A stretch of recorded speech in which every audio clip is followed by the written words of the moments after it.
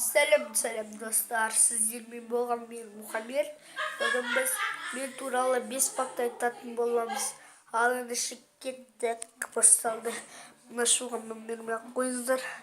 Әрине, онда балалар, кісілер бар. Сондықтан ұйықтаған жоқ әлі.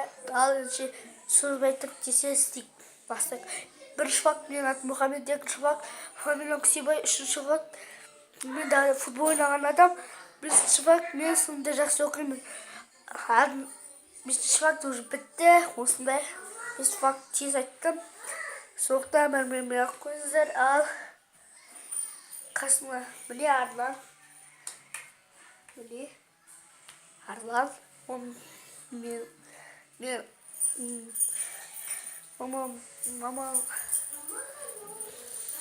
Міне мен нағыз өнім.